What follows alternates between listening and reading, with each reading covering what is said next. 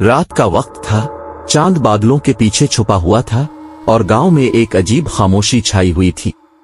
ये गांव हमेशा से पुरस्कार कहानियों के लिए मशहूर था, खास तौर पर एक खौफनाक कहानी जो जंगल में मौजूद एक वैम्पायर के बारे में थी। लोग कहते थे कि ये वैम्पायर रात के वक्त शिकार की तलाश में निकलता है और जो भी इसके सामने आता है वो कभी वापस नहीं आता।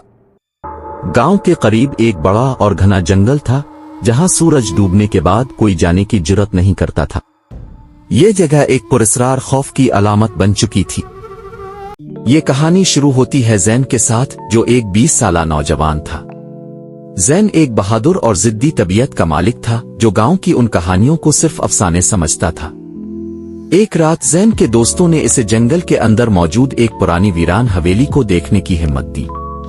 अगर तुम वाकई बहादुर हो तो हवेली के अंदर जाकर कुछ सबूत ले आओ, इसके दोस्तों ने चैलेंज किया। ज़ैन अपनी जिद के बाइस चैलेंज कबूल कर लेता है। ज़ैन रात के अंधेरे में हवेली के अंदर कदम रखता है। दरवाजा खोलते ही एक ठंडी हवा का झोंका इसके चेहरे पर पड़ता है और हवेली की दीवारों से अजीब सरसराहट की आवाज आती है। ज़ैन ने अपने फोन की रोशनी जलाई और हवेली के अंदर का जायजा लेना शुरू किया।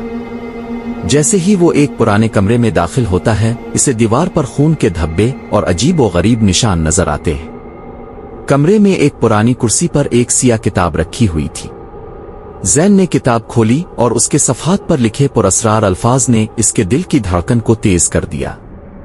जैसे ही ज़ैन किताब को पढ़ने की कोशिश करता है, एक खौफनाक साया इसके पीछे नमूदार होता है। वो मुड़ कर देखता है तो एक लंबा खौफनाक इंसान नुमा मखलूक इसे घोर रही होती है।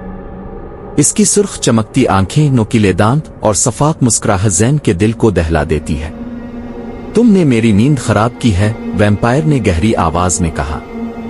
ज़ैन को फौरन एहसास हुआ कि वो खतरे में है। इसने भागने की कोशिश की लेकिन वैम्पायर ने तेजी से इसका रास्ता रोक लिया। इसी लम्हे एक पुरस्कार औरत नायाब नमूदार होती है। नायाब एक वैम्पायर हंटर थी जो कई सालों से इस वैम्पायर का पीछा कर रही थी। पीछे हट जाओ, नायाब ने चमकती हुई निकालते हुए कहा। वैम्पायर कराहते हुए पीछे हटता है लेकिन वो इतनी आसानी से हार मानने वाला नहीं था। नायाब और ज़ैन ने वैम्पायर के खिलाफ एक आखिरी जंग लड़ी।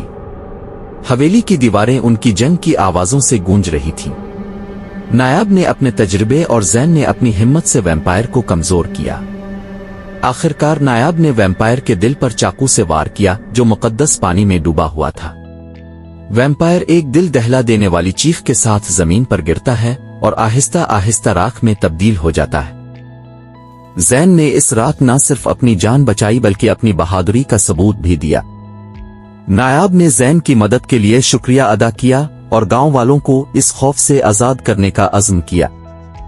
गांव के लोग अब उन कहानियों को खौफ की बजाय बहादुरी और हौसले की अलामत के तौर पर याद करते हैं। ज़ैन और नायाब की ये कहानी गांव के लिए हमेशा एक मिसाल बन गई। अंधेरा साया हमेशा के लिए खत्म हो चुका था, लेकिन ज़ैन और नायाब का सफर अभी खत्म नहीं हुआ था। वो दुनिया को उन पुरस्कार मखलूकात से बचाने के लिए मजीद चैलेंजेस के लिए तैयार थे।